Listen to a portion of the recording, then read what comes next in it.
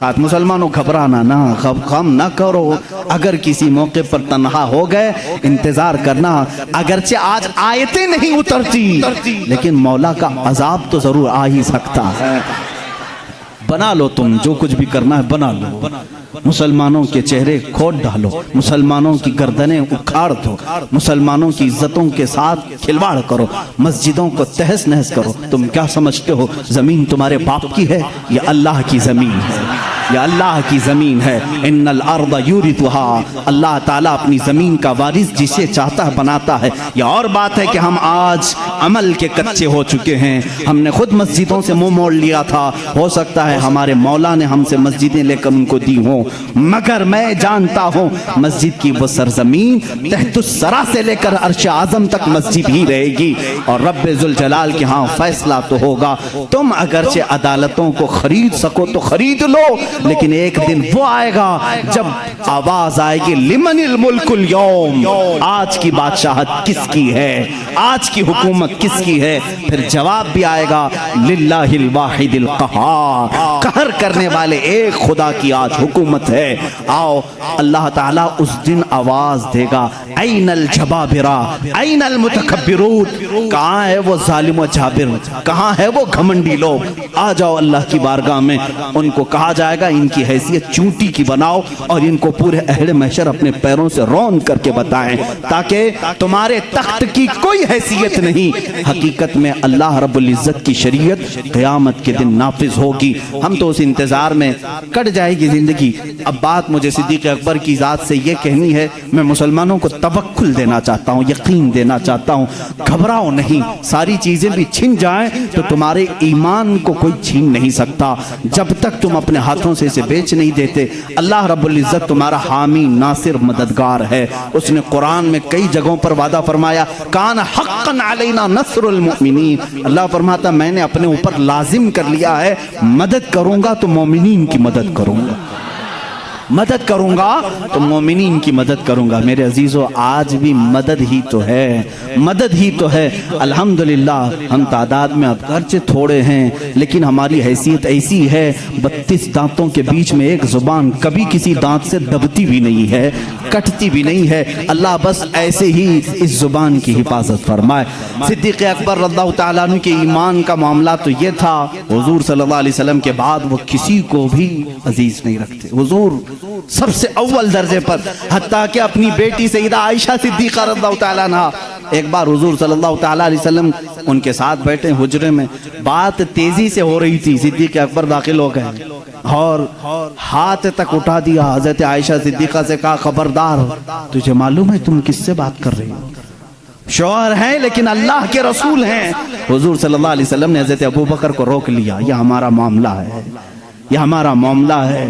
حضرت ابوبکر صدیق چلے آئے۔ حضرت عائشہ فرماتی ہیں کہ صدیق اکبر رضی اللہ تعالیٰ عنہ کبھی کسی چیز کو پسند نہیں کرتے جو حضور کی رضا کے خلاف۔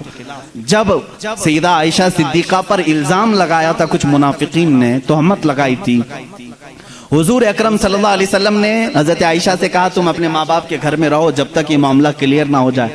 1 مہینے تک حضرت عائشہ حضرت ابوبکر کے گھر میں تھی۔ وہ کہتی ہیں حضور صلی اللہ علیہ وسلم میرے پاس نہیں آتے، اتنے دنوں تک حضرت ابوبکر نے بھی میرے سے بات نہیں کی۔ یہ نہیں کہ بیٹی ہے بلکہ رسول اللہ کا جو نظام ہے وہ میرے گھر میں بھی چلے۔ ایک بار صلح حدیبیہ کے موقع پر حضور صلی اللہ علیہ وسلم نے صرف اتنا فرما دیا تھا، 1400 صحابہ مکہ کے لیے نکلے حضور کے ساتھ عمرہ کرنے کے لیے۔ سنو، عمرہ کرنے کے لیے نکلے، احرام پہن کر کے نکلے، لیکن مکہ کے کافروں نے بیچ راستے میں روک لیا، کہا تم عمرہ نہیں جا سکتے، نہیں جاؤ گے۔ حضور صلی اللہ علیہ وسلم کو ان لوگوں نے بیچ راستے میں روک لیا۔ 35 کلومیٹر مکہ باقی ہے، سوچو 450 کلومیٹر کا فاصلہ ہے مکہ مدینہ۔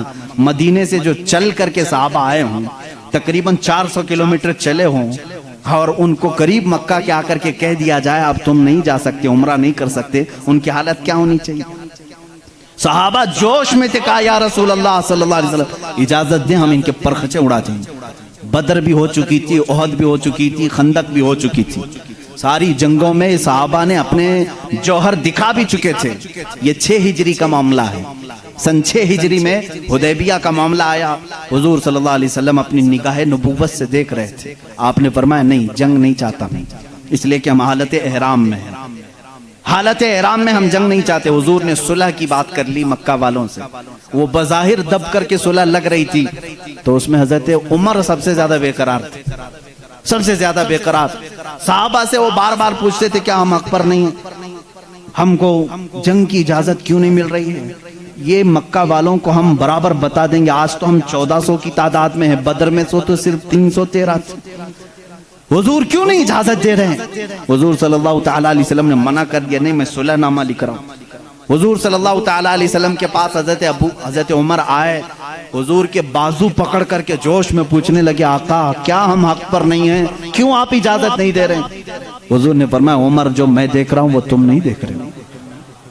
حضرت عمر بے قرار تھے. یہ نافرمانی نہیں، بے قراری آپ کی جو تھی وہ فرض جہاد میں تھی. حضور صلی اللہ علیہ وسلم کو کیسے کوئی عمرہ سے روک سکتا ہے؟ اس بات کی بے قراری تھی. حضرت عمر نے یہ سوچا کہ ابو بکر کو منا لوں، ابو بکر مان گئے تو رسول اللہ کو بھی یہ منا لیں گے. حضرت ابو بکر کے پاس آئے.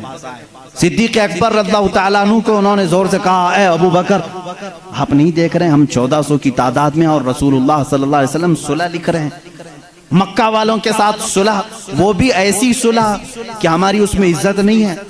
مکہ والے ایسی صلح لکھا رہے تھے کہ جس میں ان کے ہی فائدے تھے، مدینے والوں کے فائدے نہیں تھے. حضرت عمر بار بار کہہ رہے تھے. حضرت ابو بکر صدیق کو جلا لایا، ان کے ہاتھ جھٹک دیے. حضرت ابو بکر صدیق نے کہا الزم غرضک یا عمر، اے عمر اپنا ہوش سنبھال، تو کس کے فیصلے پر بات کر رہا ہے؟ وہ محمد الرسول اللہ صلی اللہ تعالیٰ علیہ وسلم، اللہ کے رسول صلی اللہ علیہ وسلم. جنگ کہیں تو جنگ ہے، صلح کہیں تو صلح ہے. میرا ایمان ہے کہ رسول جو کرتے ہیں وہ اپنی طبیعت سے نہیں، وہ وحی الہی سے کرتے ہیں. حضرت عمر نے کہا اس دن مجھے احساس ہوا کہ ایمان کیا ہے. رسول اللہ کی ہر بات کو من عن تسلیم کرنا یہ صدیق اکبر سے سیکھو. اس صلح کو حضرت عمر نے تسلیم کیا. یہ صدیق اکبر رضی اللہ تعالیٰ عنہ کی ذات طیبہ تھی. میرے عزیزو اگر انہی پر پوری بات ختم ہو جائے گی، میرا وقت نکل جائے گا. سیدنا ابو بکر صدیق رضی اللہ تعالیٰ عنہ تقریباً 2 سال اور چند ماہ آپ نے خلافت کے امور کو سنبھالا اور آپ کی عمر مبارکہ 60 سال سے تجاوز کر چکی تھی. 63 سال کے قریب آپ کی بھی عمر مبارکہ تھی. ٹھنڈیوں کی وجہ سے آپ غسل فرمائے اور اسی میں بیمار ہوئے. جمادی الاخر کا مہینہ تھا. جمادی الاخر کی 18 تاریخ تھی جب سیدنا ابو بکر صدیق رضی اللہ تعالیٰ عنہ اپنے چند صحابہ کو جمع کیا اور کیا وصیت کی جانتے ہیں کہ یہ میرا آخری وقت ہے. میں خلافت کو 6 صحابہ کے حوالے کر کے جا رہا ہوں جو عشرہ مبشرہ میں سے تھے. حضرت عثمان تھے، حضرت علی تھے، حضرت عمر تھے، حضرت طلحہ تھے، حضرت عبد الرحمن بن عوف تھے. یہ صحابہ سعد رضی اللہ تعالیٰ عنہ تھے. یہ صحابہ کے حوالے کر کے جاتے ہیں. یہ آپس میں جس کو خلیفہ بنائے اے مسلمانوں تم اس کو خلیفہ مان لینا.